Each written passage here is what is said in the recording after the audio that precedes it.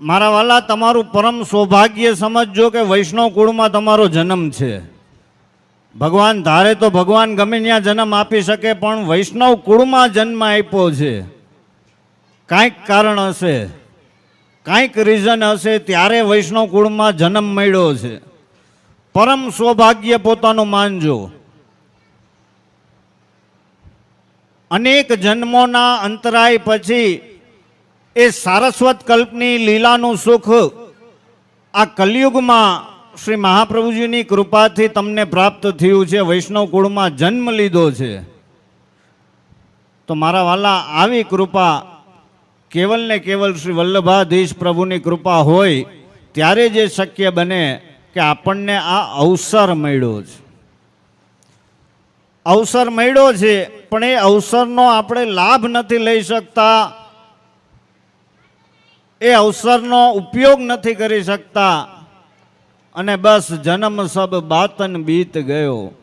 વાતુમાં ને વાતુમાં, વાતુમાં ને વાતુમાં ક્યારે ઘડપણ આવી ગયું એ આપણને ખબર નથી પડી. સંસારની ગતિ એટલી સ્પીડમાં હાલે છે કે આપણને ખબર નથી પડતી ક્યારે દિવસ થાય છે ને ક્યારે રાત થાય છે. મારા વાલા, 365 દિવસની અંદર કોક દિવસ સર્વૈયું કાઢજો. તમારા ધંધામાં, વેપારમાં, ઉદ્યોગમાં તમે સર્વૈયું કાઢતા હોય એવી રીતના સર્વૈયું કોક દી કાઢજો. આખા વર્ષમાં કેટલો સમય અલૌકિક માટે આપ્યો ને કેટલો સમય લૌકિકમાં કાઢ્યો, એના ઉપરથી જ ક્યાસ નીકળી જશે કે આપણે કેટલામાં છીએ.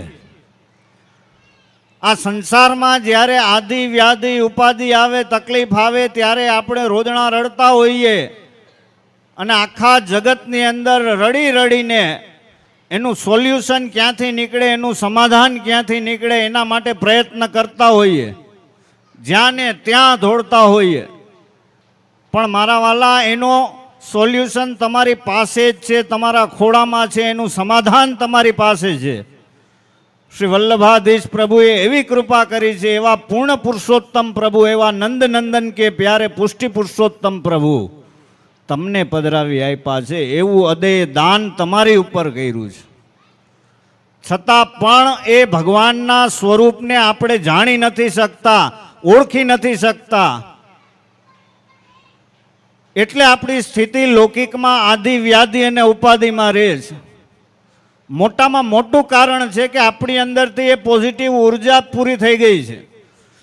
નેગેટિવિટી આપણી અંદર એટલી બધી પ્રવેશી ગઈ છે કે જેને કારણે અલૌકિક આનંદને આપણે માણી નથી શકતા, એ આનંદ લૂંટી નથી શકતા. એનું મોટામાં મોટું કારણ છે કે જ્યાંથી પોઝિટિવ ઉર્જાનો સ્ત્રોત છે એ દરેકે દરેક વસ્તુ આપણે છોડી દીધી છે. કે જ્યાંથી પોઝિટિવ ઉર્જા મળે છે, ભગવદ સેવા આપણે નથી કરવી, આપણી પાસે સમય નથી. નામ સેવા સમય નથી, સત્સંગ સમય નથી, ભગવદીઓનો સંગ સમય નથી. વૈષ્ણવીય જીવનનું કર્તવ્ય શું છે? સંગ, સેવા અને સાનિધ્ય. સંગ વૈષ્ણવનો નથી કર્યો તો તમારું જીવન નિરર્થક છે. સેવા પ્રભુની નથી કરી તો જીવન નિરર્થક છે. અને સાનિધ્ય ગુરુદેવનું નથી સેવવું તો જીવન નિરર્થક છે. મારા વાલા, આપણે કેવી રીતના પોતાની જાતને વૈષ્ણવ કહીએ? આપણે વૈષ્ણવ છીએ તો વૈષ્ણવ કોને કહેવાય?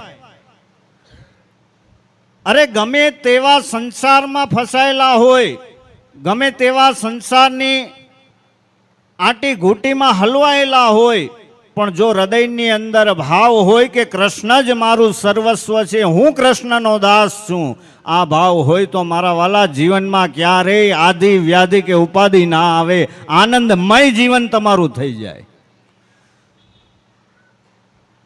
એ આનંદમય નથી થતું એનું કારણ જ માત્ર આ છે કે આપણે આપણી પ્રાધાન્યતા જે હોવી જોઈએ એ બધી જ છોડી દીધી. કહેવાઈએ છીએ વૈષ્ણવ, પણ આપણે જે કાર્ય કરવાનું છે એ આપણે કરતા નથી. પોઝિટિવ એનર્જી નથી, આપણે નીચવાઈ ગયા છે. જેમ ઓલું કપડું ધોવાઈ ગયું હોય ને પછી નીચવો ને કેવી સ્થિતિ થાય, બસ એ સ્થિતિ આપણી થઈ ગઈ છે. આપણી અંદરથી એ અલૌકિક ઉર્જા જે છે એ જ વહી ગઈ છે. અરે તમારી અંદર એ અલૌકિક ઉર્જાને ભરો. વૈષ્ણવ કોને કહેવાય? વૈષ્ણવનું તેજ હોય, વૈષ્ણવના તેજથી બીજાની અંદર એ વૈષ્ણવ પોઝિટિવ ઉર્જા આપી શકે એને વૈષ્ણવ કહેવાય. એના સંગ માત્રથી તમારે તો ગૌરવ લેવું જોઈએ કે તમે જે પરંપરામાં આવો છો, તમારા વડીલો, તમારા વડવાઓ જે વૈષ્ણવી પરંપરામાંથી આવે છે એનું ગૌરવ તમારી અંદર હોવું જોઈએ, સૌભાગ્ય મદ હોવું જોઈએ કે આવી દિવ્ય પરંપરામાંથી અમે આવીએ છીએ. મારા વાલા, આ પરંપરાનું સંરક્ષણ કરો. આ પરંપરાને જાળવી નહીં રાખો, એનું માવજત નહીં રાખો તો આ સભ્યતા લુપ્ત થઈ જશે. આ સભ્યતાનું સંરક્ષણ કરો. જગતમાં તમે જ્યાં પણ જાશો ને, અમે તો આખી દુનિયામાં ફરેલા છીએ મારા વાલા. યુરોપની કન્ટ્રી આખી જોયેલી છે, બ્રિટન, યુએસ, કેનેડા, ઓસ્ટ્રેલિયા, કોઈ દેશ લગભગ બાકી નથી. દરેક દેશની અંદર દરેક દેશની સભ્યતા જોયેલી છે. તમે ભણી ગણીને આગળ વધો, પ્રભુની તમારી ઉપર કૃપા થાય, તમને સમૃદ્ધિ મળે, બધું કરો, પણ તમારી સભ્યતા હું કામ મૂકો છો? તમારી સંસ્કૃતિને હું કામ તમે માડીએ ચડાવો છો? જ્યાં જ્યાં પણ દેશમાં જાય ને મારા વાલા, ત્યાં જોવા મળે કે એની પોતાની જે સભ્યતા હોય, એની સંસ્કૃતિ હોય, એને રૂઢિચુસ્તપણે જકડીને રાખે, એને પકડીને રાખે, એને મૂકે નહીં ક્યારેય. આપણે જે કેવા ગાંડા છીએ કે પશ્ચિમી જગતની સંસ્કૃતિથી એટલા બધા પ્રભાવિત થયા કે આપણી મૂળભૂત સંસ્કૃતિને આપણે માડીએ ચડાવી દીધી. વૈષ્ણવીય સંસ્કારને આપણે ભૂલી ગયા. આપણે સંસ્કારની ગરીબીમાં જીવીએ છીએ, એવી પરિસ્થિતિ છે. સમૃદ્ધિ તો બહુ આવી, જમીન મકાનના ભાવ એવા વધ્યા, જમાવટના પાટિયા બુંદીન ગાંઠિયા થઈ ગયા, એવી જમાવટ થઈ ગઈ, પણ સંસ્કારની ગરીબીમાં જીવીએ છીએ. મારા વાલા, તમારા બાળકોનું ભવિષ્ય જો ઉન્નતિના શિખરો સર કરે એવું કરવું હોય તો બાળકોમાં સંસ્કાર રેડજો. એ સંસ્કાર એની અંદર આવશે ત્યારે જ એ ભગવાનના સ્વરૂપને સમજી શકશે, વૈષ્ણવના સ્વરૂપને સમજી શકશે, ગુરુદેવના સ્વરૂપને જાણી શકશે. આજે આપણી એવી સ્થિતિ થઈ ગઈ છે કે કયા સ્થાને ક્યાં બેસવું, કયા સ્થાને કેવો વ્યવહાર કરવો, કયા સ્થાને કેવી વાણી બોલવી, આજે વાણી વિવેક વર્તન પણ આપણને ખબર નથી કે કયા સ્થાને શું કરવું. અલૌકિક મનોરથની અંદર આપણે બેઠા હોય, સાક્ષાત યમુના મહારાણીજી બિરાજે છે, આ સાક્ષાત વ્રજ કહેવાય. આજે સ્થિતિ એવી છે કે બીડીયુંની છોડું ઉઠતી હોય ત્યાં. મારા વાલા, શરમ આવી જોઈએ આપણને, ધિક્કાર છે આપણી વૈષ્ણવતા ઉપર. કોણ છીએ આપણે? કમસે કમ આપણને એ ભાન હોવું જોઈએ કે અમે કોણ છીએ, કયા સ્થાનમાં છીએ. આજે આપણે જોડા પહેરીને, બૂટ પહેરીને આપણે પ્રભુની સન્મુખ આવી જઈએ, યમુનાજીની સન્મુખ આવી જઈએ, ગુરુદેવની સન્મુખ આવી જઈએ, ઠાકોરજીને પલના ઝુલાવાતા હોય તો ત્યાં આવી જાય. અરે મારા વાલા, આ તો કમસે કમ બેઝિક સંસ્કાર કહેવાય. કમસે કમ આ બેઝિક સંસ્કાર તો હિન્દુ સનાતન ધર્મની અંદર હોય. વૈષ્ણવ તો બહુ દૂરની વાત થઈ. વાતું કરો, કરવી હોય એટલી વાતું કરો, પણ તમારા બાળકોને, યુવાનોને કમસે કમ માર્ગદર્શન આપો મારા વાલા. બાકી આમ ને આમ જન્મ વયા જાહે, ખબર નહીં પડે કાંઈ. અને એ જ બાળક જ્યારે મોટું થશે ને તમને જવાબ નહીં આપે ત્યારે ઘણી વાર થઈ ગઈ હશે ને ત્યારે તમે પસ્તાતા હશો. કૂવામાં હોય તો અવેડામાં આવે, આપણા કાઠિયાવાડમાં કહેવત છે કે આપણી અંદર હશે તો આપણે આપણા બાળકોને આપી શકશું. આપણે જ નહીં કરીએ તો એ બાળકોની અંદર શું આવશે? તમને તો ગૌરવ થવું જોઈએ. તમારી 4-4, 5-5, કોઈની 6-6, 7-7 પેઢી આ વૈષ્ણવીય સંસ્કારમાં છે, આ વૈષ્ણવીય પરંપરા જાળવીને બેઠા છે તમારી પેઢીની અંદર. આજ ઘણા વૈષ્ણવને ત્યાં તમારે 5-5, 7-7 પેઢીથી ઠાકોરજી બિરાજે છે. એને ગૌરવ હોવું જોઈએ કે મારે ત્યાં 7 પેઢીથી ઠાકોરજી બિરાજે છે. નંદરાયજી યશોદાજીને ત્યાં તો કેવલ 11 વર્ષ ને 52 દિવસ મારા વાલા ભગવાન બિરાજા. નંદરાયજીને યશોદાજીના કરતા પણ વધારે તમારા ઘરમાં શ્રી મહાપ્રભુજીની કૃપાથી પ્રભુ બિરાજે છે. આનાથી વિશેષ કૃપા બીજી કઈ હોય? છતાં પણ આપણે ના સમજીએ તો હું માનું છું કે ધિક્કાર છે આપણા જીવન ઉપર, ધિક્કાર છે આપણા જન્મ ઉપર. કે જે અલૌકિક પરંપરામાં આપણો જન્મ થયો છે ત્યાં વૈષ્ણવતાની ખુમારી આપણી અંદર હોવી જોઈએ કે અમે વૈષ્ણવ છીએ. વૈષ્ણવનું તેજ કેવું હોય કે વૈષ્ણવના સંગથી બીજો વૈષ્ણવ થાય. આજે તો પરિસ્થિતિ જ આપણી એવી થઈ ગઈ છે કે આપણે બીજાના રંગમાં રંગાઈ જાય. આપણો રંગ બીજા ઉપર શું છોડીએ, આપણો પ્રભાવ શું છોડીએ, પણ એનો પ્રભાવ આપણી ઉપર આવી જાય. આવી સ્થિતિ આપણી થઈ ગઈ છે. એટલા ગાંડા થયા છીએ પશ્ચિમી જગતથી કે આપણું બધું ખાનપાન, આપણી વાણી, આપણા પહેરવેશ, આપણો ખોરાક બધું જ પશ્ચિમી જગતનું થઈ ગયું. મારા વાલા, દુઃખની વાત છે. આપણી સભ્યતાનું, આપણી સંસ્કૃતિનું સંરક્ષણ કરો. આવો દિવ્ય માર્ગ તમને મળ્યો છે કે અહીંયા કોઈ સાધનની જરૂરિયાત નથી, તમારે કોઈ સાધન કરવાના નથી. અહીંયા કેવલ ભગવાનને પ્રેમથી, ભગવાનને સ્નેહથી, ભગવાનને સમર્પણથી વશ કરવાના છે. તમારે કોઈ વિધિ કરવાની નથી, કોઈ હોમ હવન ધુવાડા અનુષ્ઠાન કાંઈ કરવાની જરૂર નથી. કેવલ તમારા હૃદયની અંદર કૃષ્ણ માટે ભાવ હોવો જોઈએ, અનન્ય શરણાગતિનો. કે મારા જીવનમાં દુઃખ આવે તો કૃષ્ણની ઈચ્છાથી, ને મારા જીવનમાં સુખ આવે તો કૃષ્ણની ઈચ્છાથી. આ ભાવ તમારી અંદર આવી જાય ને બેડો પાર થઈ જાય મારા વાલા. કોઈ વસ્તુની જરૂર નથી, કોઈ સાધનની જરૂર નથી. દોરા, ધાગા, તાવીજું, નંગું મારા બેટા હાવ દેવા જ માંડ્યા.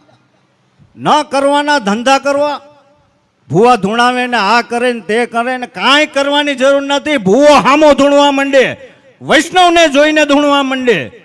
કૃષ્ણનું નામ, ખાલી ફક્ત કૃષ્ણનું નામ તમારા મુખારવિંદમાં આવે ને મારા વાલા ભલ ભલા ધૂણવા માંડે, ધ્રુજવા માંડે. એ પૂર્ણ પુરુષોત્તમ પ્રભુ છે કે જે યુદ્ધત્વનો ને બુદ્ધત્વનો પરિચય કરાવી શકે. એ કૃષ્ણનું સ્વરૂપ છે મારા વાલા. જે ચોકલેટિક રોમેન્ટિક પણ છે, જેની અંદર પ્રેમ પણ છે, જેનું જીવન એવું દિવ્ય છે, જેનું જીવન ઉત્સાહી છે, ઉત્સવી છે, ઉમંગી છે કે એનામાંથી તમે ખાલી પ્રેરણા લ્યો ને તો તમારી અંદર આનંદ ભરાઈ જાય મારા વાલા. એવા પ્રભુ છે આપણા શ્રી મહાપ્રભુજીએ. એવી કૃપા કરી છે કે એની ખાલી પૂજા ના થાય, એને પ્રેમ થાય, એની સાથે પ્રેમ થાય, સ્નેહ થાય. અને જ્યારે એકવાર કૃષ્ણની સાથે પ્રેમ કરીને જુઓ મારા વાલા, એની સાથે સ્નેહ કરીને જુઓ, આ સંસારના પ્રેમ બધાય વેમ લાગશે તમને મારા વાલા. એવી કૃપા શ્રી મહાપ્રભુજીએ કરી છે. એકવાર એની નિકટ આવીને તો જુઓ, એનું ભજન કરીને જુઓ, ત્યારે તમને આનંદની અનુભૂતિ થશે કે તમને શું મળ્યું છે. આજે આપણી પરિસ્થિતિ એવી થઈ ગઈ છે કે આપણને જે મળ્યું છે એની કિંમત આપણને નથી. એનું મોટામાં મોટું કારણ છે કે બ્રહ્મ જ્ઞાન થયું નથી. હજી આપણે ભગવાનના સ્વરૂપને નથી જાણ્યું, હજી આપણે શ્રી મહાપ્રભુજીના સ્વરૂપને નથી જાણ્યું, ને હજી આપણે વૈષ્ણવના સ્વરૂપને નથી જાણ્યું. હરિ, ગુરુ અને વૈષ્ણવ આ ત્રણેયના સ્વરૂપને જાણશું ત્યારે આપણને જ્ઞાન થશે.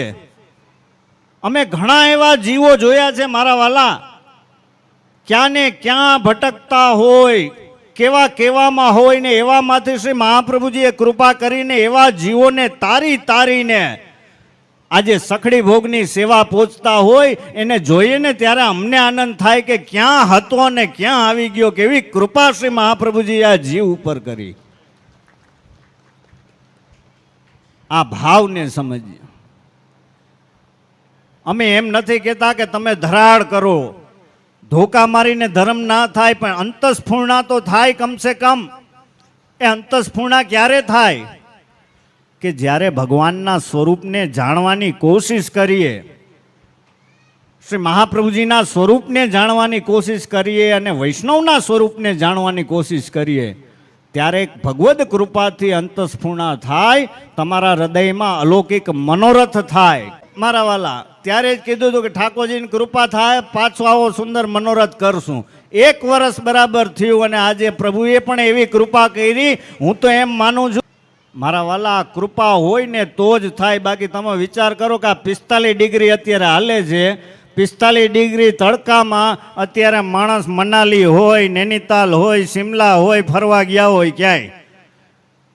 તમે અહીં રંભામાની વાડીમાં છીએ, બેઠા છીએ અત્યારે આ ધોમ ધડકા તડકામાં. એ ક્યારે મારા વાલા, એ હૃદયની અંદર ભાવ હોય, અલૌકિક મનોરથ હરિગુરુ વૈષ્ણવની સેવાનો અવસર મને મળ્યો છે.